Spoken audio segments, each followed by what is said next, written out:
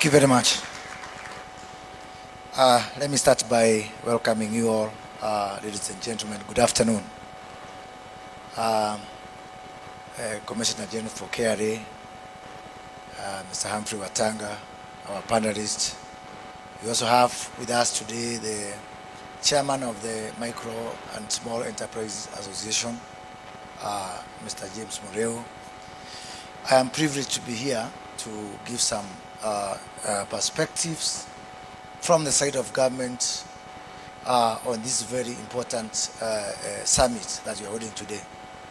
It's a shame that I would have wanted to be here for all the 3 days because I find every other topic that's being discussed here of immense interest to me personally, and most important to the government of Kenya.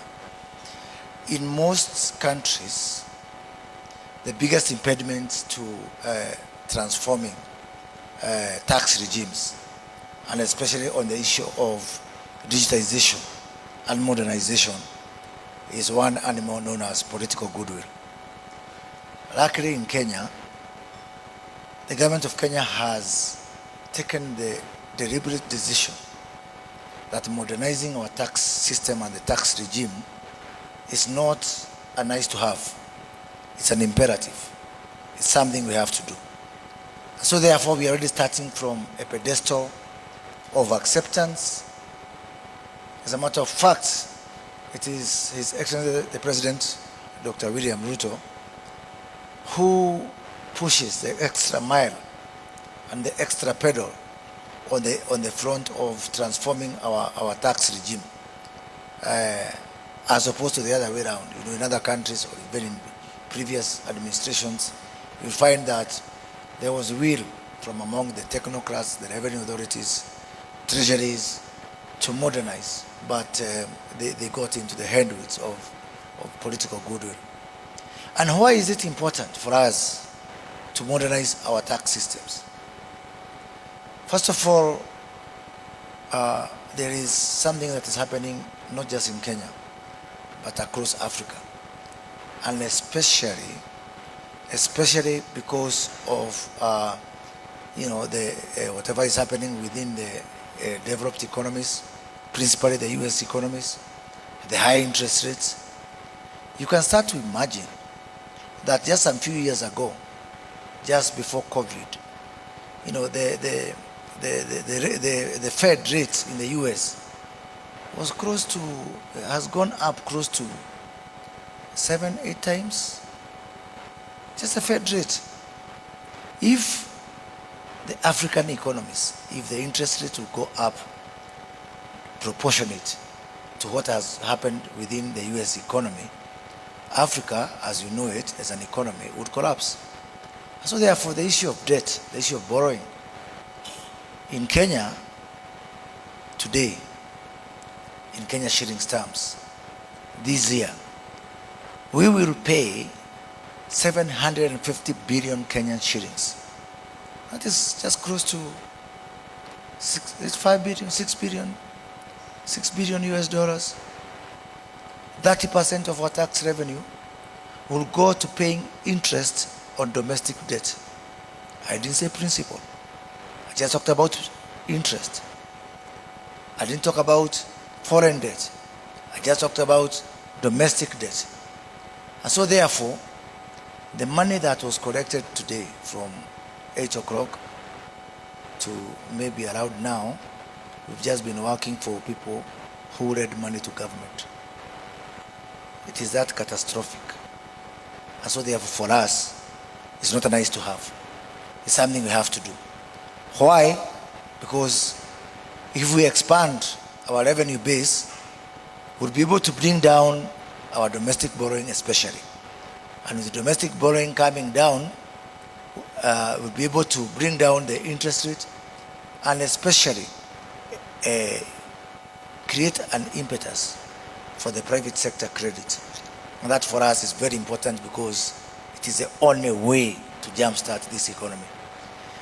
We have done everything we can, mostly on the expenditure side. I know there's still some things we can do, but we have stretched it to the limit. The only opportunity we have for us to grow and to jumpstart our economy is to work on the revenue side. And that's what we are doing.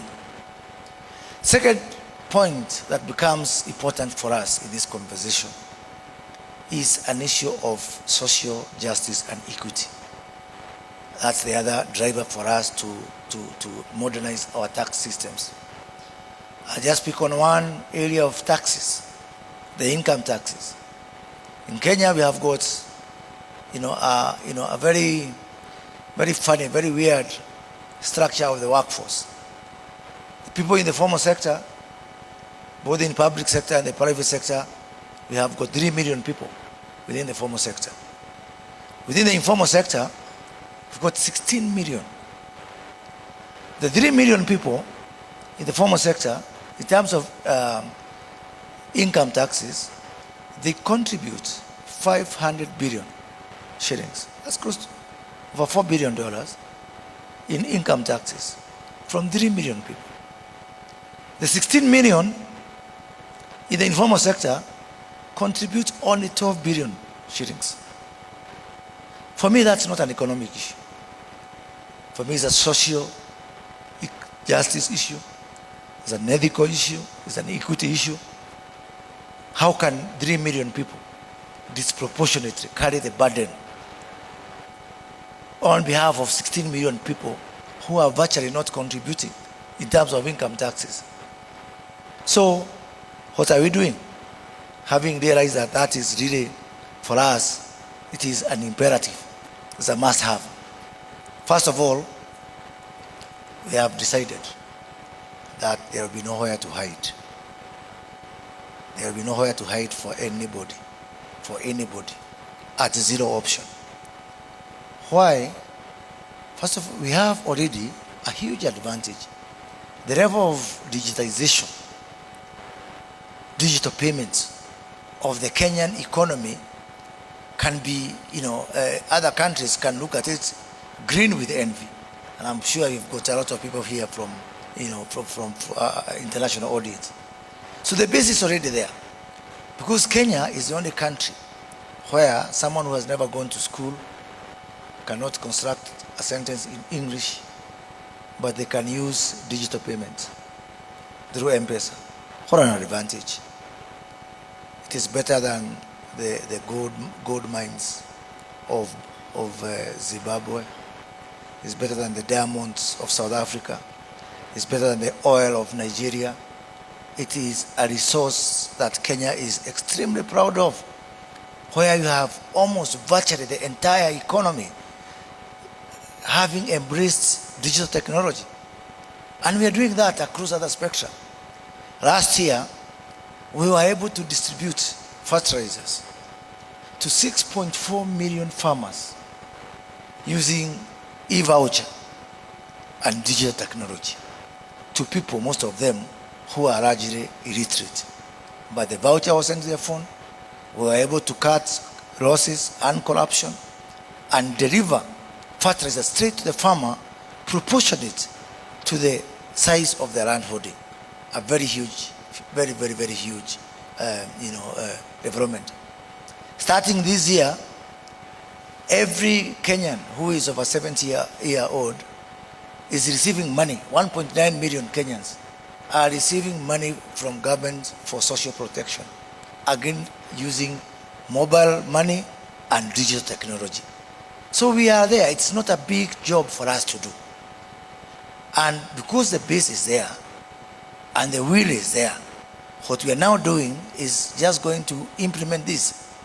The gentleman from Safaricom has told you about our pay bills, our till numbers from our digital, from our mobile money. Today at KRA, the people who have the devices for VAT, the ETR devices, they are only 200,000. Combined, all our telcos and the banks who are doing mobile money, we've got what we call digital touch points for payments, 2 million of them, 10 times the ETRs we have at KRA. That just speaks to the huge opportunity that Kenya has to even have what I would call the early harvest of digitizing our revenue framework. And that's what we are going to do. We've agreed with the Commissioner General here that all those pay bills, Mr. James Mureu, because they are your members, they are your customers, please whisper to them that come Christmas 2024, all pay bills will also be virtual ETRs for purposes of KRA. And I know there's going to be some noise, but I also want you to tell me, where did we agree that someone will not pay taxes? Maybe I missed that memo. As far as I know, paying taxes is within our constitution, is within our law. And by the way, when those people come to the tax bracket, maybe soon we can, for those 3 million unfortunate guys who are today paying taxes, probably we'll be able to lower the income tax for them. As our Cabinet Secretary for National Treasury said, once we net those people, the prospect of reducing our VAT, for example, from 16% to 14% will start to become a reality. This burden must and will be carried and shared by everybody. Take that to the bank. Second front is on the issue of silos. We are operating as silos. We have got just mountains and islands of people with information, which makes it very difficult for us to be able to even implement some of the topics that I've had here about AI and all that. And I like the gentleman from the UK who has said that the culture must be built. The culture of paying taxes must be built. But in our case here, and I think also Professor Ndemo mentioned that it's not just getting people to use technology, but to accept to pay taxes. Luckily for us in this country, all Kenyans love the rule of law. They are aware that we agreed within our laws and our constitution that we pay taxes. So the culture thing is not a problem. What is remaining is for us to do what we need to do. I know within these pockets, some people, when we try, especially to use AI, we are going to get into the challenges of people, citing data protection and all that. But the government of Kenya is taking measures to ensure that when it comes to issue of paying taxes, even hiding behind data protection and data privacy cannot save you, because we are going back to ensure that we change the legal regime to ensure that data sharing, data transparency is actually an obligation for everyone who is holding data.